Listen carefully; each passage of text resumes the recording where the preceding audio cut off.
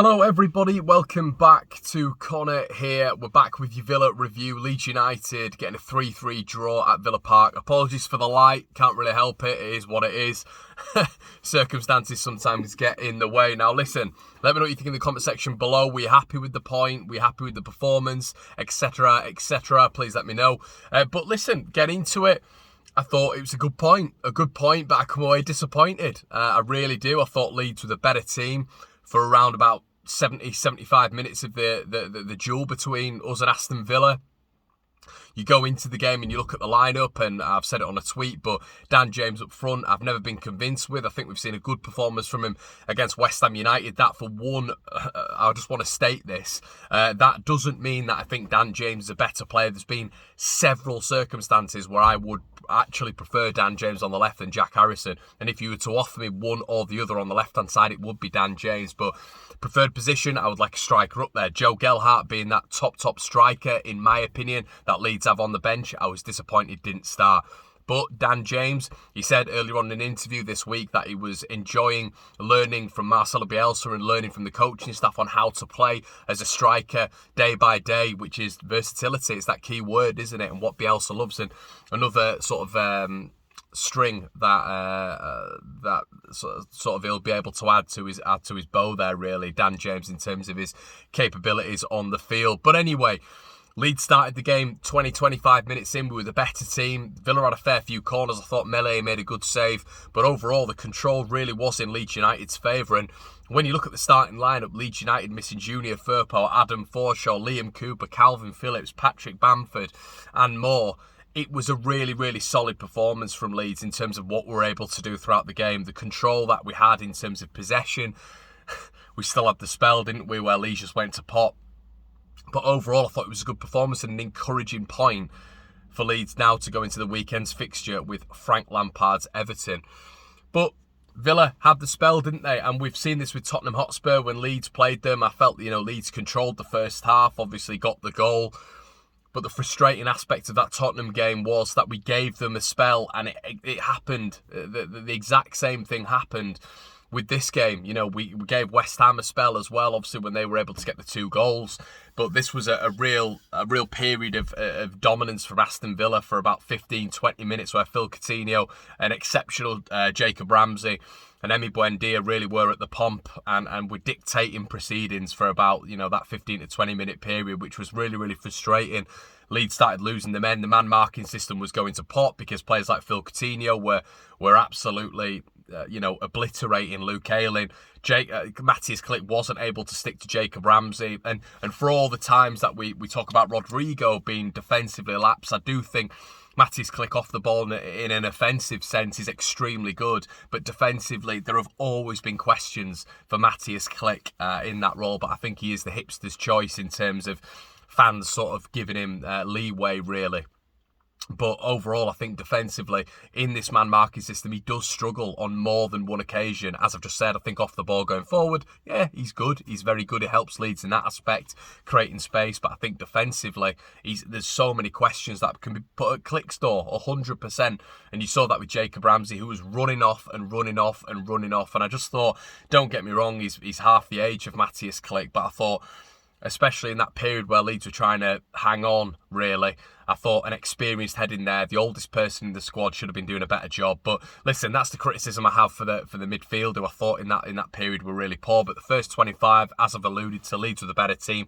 Dan James, lovely spin, lovely strike, goal, 1-0 Leeds. And as I said, I thought Leeds were good for a 2-0 lead at that point. And Dan James went through again, didn't he? And he hit the bar.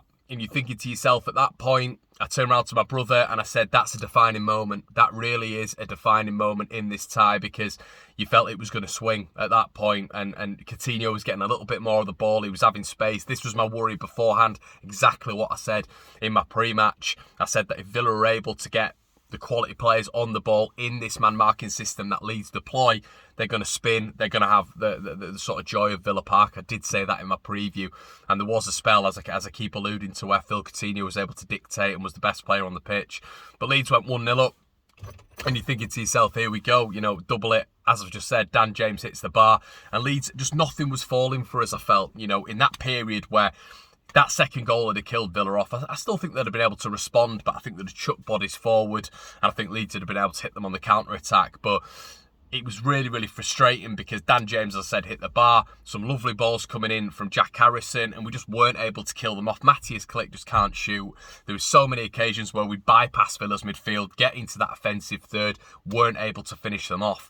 And as I said, Leeds were dominant in that period, weren't able to finish them off. Then Philip Coutinho, very similar goal to Dan James, swivels, puts it in the bottom corner, and you're fearing, and this is the frustrating part for me being a Leeds fan in this aspect. I've got to a point where when Leeds go 1-0 up, I'm not even really cheering. You know, I'd be going absolutely nuts last year. I'd be swinging from the lamp in the room and going nuts and all this sort of stuff. But you just know what's coming. And Leeds losing the lead now, sort of, I think it's 8 times this season.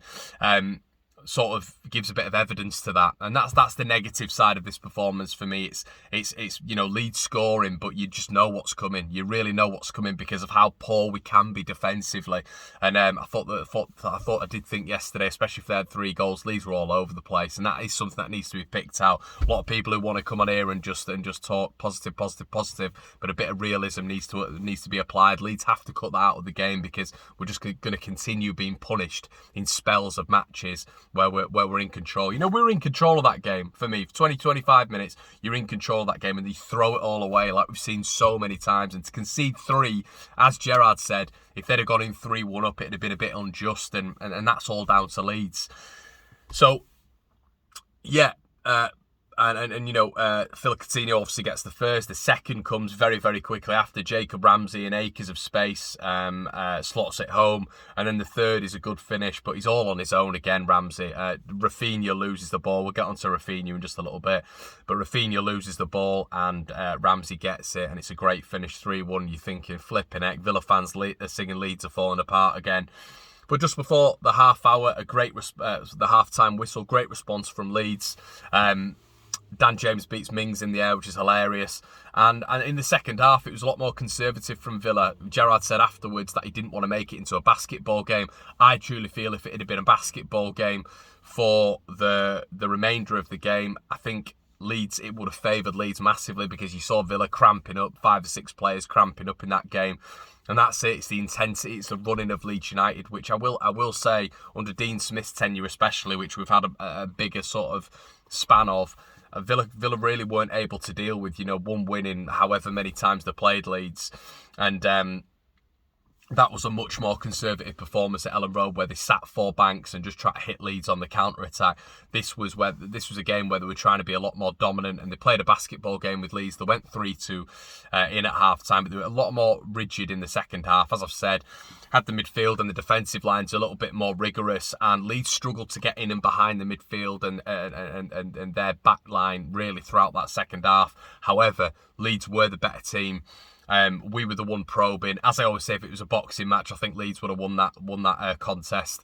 And, you know, we managed to get a goal, didn't we? Obviously, Strauch had his header cleared off the line. But then a second instance from a corner, the ball fell to Llorente, 3-3. And honestly, at that point, I was thinking Leeds United have to go on.